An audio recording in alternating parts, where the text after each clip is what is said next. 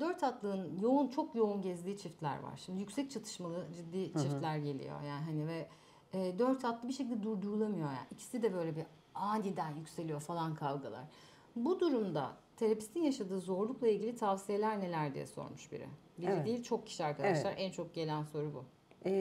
Bir kere yani gerçekten biraz önce söylediğim içsel çalışma modeli ve Dan Weil uygulamaları bizim bu zorluğu aştığımız ve dediğin gibi direnç, yani eğer dört atlılığı sürekli kullanma direnci ise burada direnç diye bahsedilen şey, ne güzel ki biz onun mekanizmasına doğru bir yolculuk yapmamız gerekiyordu. Eğer bir kişi eleştiriyi, aşağılamayı bırakamıyorsa, bu kadar bilgilendirmeye rağmen dediğin gibi, o zaman başka bir hikaye var bunun arkasında. Bunu öğrenme sürecine geçiyoruz ve bunu yapıyoruz işte içsel çalışma kullanarak, nereden geldiğini öğrenerek, ne işe yaradığını bu hayatta öğrenmeye çalışıyoruz. Ya da Dan Weil dediğimiz yine müdahaleyi yapıyoruz ve bu sefer de danışan o kadar bilmiyor ki bu duygularını o şekilde ifade etmeyi, başka türlü ifade etmeyi o kadar bilmiyor ki, hiçbir bu konuda becerisi yok. Yani bu dili bilmiyor. O zaman böyle bir ailede büyüdü belki. Zaten dört atlının çok yoğun kol gezdiği bir alanda büyüdü. Hayatı boyunca kendini bu şekilde ifade etti. Böyle survive etti belki. Yani özellikle yakın en ilişkilerde. iyi bildiği şey bu. Bildiği bir şey yok. Kesinlikle öyle. Ek olarak kendine davranış biçimi bu zaten. Yani kendine bunu yaptığı için zaten en yakınındakine de benzer bir davranışla yaklaşması da gayet anlaşılabilir. Bu durumda işte biz onun yerine geçip biraz bu dili nasıl translate ederiz ve bu duyguları nasıl açığa çıkarırız? Daha derin bir ifade etme şekli nasıl olur kendini diyerek Dan Weil müdahalesini uyguluyoruz. Yani eleştiri duyduğumuz anda, durdurduğumuzda, belki işte bir süre süren durduk ve panzehir verdik. Olmadı. işe yaramadı.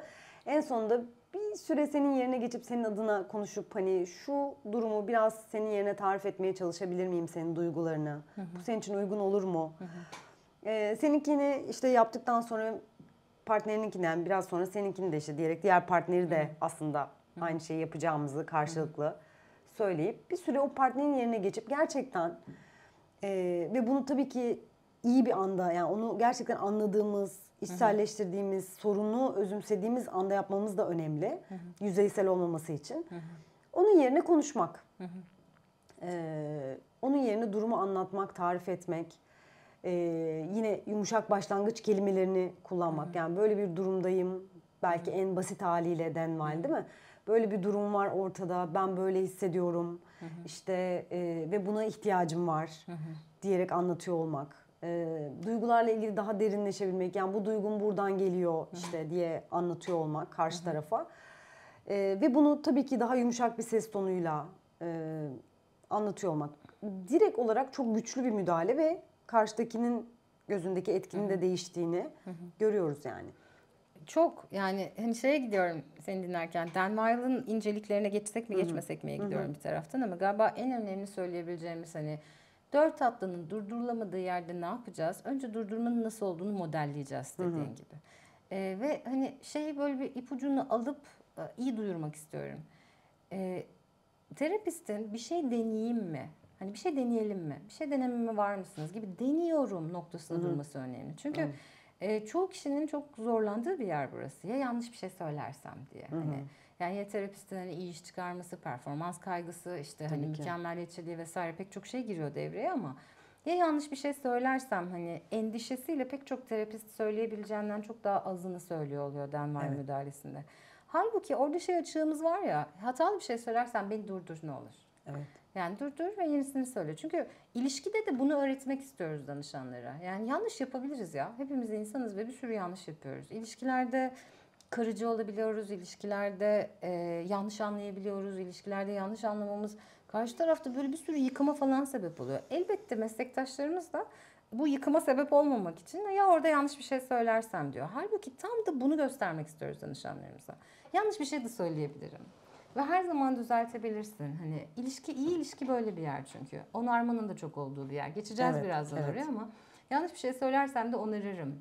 Rahatlığıyla terapistlerin o Dan Weil yapabiliyor olması önemli. En kurtarıcı müdahalemiz bu. 4 hattının yoğun olduğu çiftlerde. Niye en kurtarıcı müdahale bu? Çünkü sadece problemi çözmeyi sağlayacak bir işte ne bileyim duygu farkındalığı, durum farkındalığı getirmek değil buradaki hedef. Danışanların başka bir şekilde derdini anlatabilmek mümkünü de deneyimlemesini model olarak alabilmesini sağlamak. Evet. O yüzden zaten denval müdahalesini bitirdiğimiz yerde, yani terapistin konuşmasını bittiği yerde müdahale bitmiyor. Tabii. Devam Diyoruz ki ediyorlar. ardından hadi şimdi kendi kelimelerini. Burası hiç atlamamamız gereken bir yer. Danışanımızın kendi kelimeleriyle partnerine dönüp az önce bizim aktardığımız duyguları, durumu, ihtiyaçları paylaşmasını istiyoruz. Ve her defasında, yani sen de aynı şeyi yaşıyorsun değil mi Özge? Her defasında danışan bizden sonra anlatmaya başladığında asıl meseleyi anlatıyor. Çok daha derin bir şey anlatıyor. O yüzden güçlü müdahale 4 hattıyı da durdurup başka türlü konuşmak mümkünü hissettiren bir müdahale. Eğer 4 hatlıya müdahale etmek için denvaylı kullanıyorsak ardından şey sorusunu mutlaka sorsun herkes. Nasıldı böyle anlatmak? Kendini daha iyi anlatmış hissediyor musun? Daha iyi anlaşılmış hissediyor musun? Fark neydi, anlatayım mı deyip hani o öğrenmeyi tam da anın içerisinde pekiştirmek önemli. Peki var mı başka tavsiyen? Yani çünkü gidiyorum. Bazen hani en kara senaryoları getirelim dedik ya burada. Bazen hakikaten çift duymaz. Duymuyor yani. Araya girmek bile mümkün olmuyor. Bu durumda ne yapıyoruz? Bu durumda bağırıyoruz. Sonrasında mola falan. Durun arkadaşlar, beni dinleyin.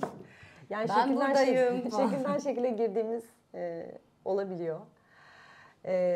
Yani orada tabii hep gidiyor aklım, yani bu kişilik örüntülerine, başka ihtiyaçlara, yani sadece dünya üzerinde böyle ifade etmekle ilgili bir bilgiye sahip olmak ve geri kalan her şeyin boşlukta olması durumu çok zor bir durum, çok çaresiz bir durum yani ve bunun için sürekli suçlanıyor olmak. Yardım çağrısını da duyduğumuzu ifade etmek önemli yani. Nasıl? Yani burada ne kadar çıkmazda olduğunuzu görüyorum. Yani yardım çığlığınızı duyuyorum dediğim de oluyor. Yani çığlık attığı zaman bazen, ben çok fazla yaşadığımız bir şey değil ama bazen de hani oluyor yani danışanların işte bu Çok yükseldi. Yani bir an böyle belki kendimizin de hani farkındalığını sürekli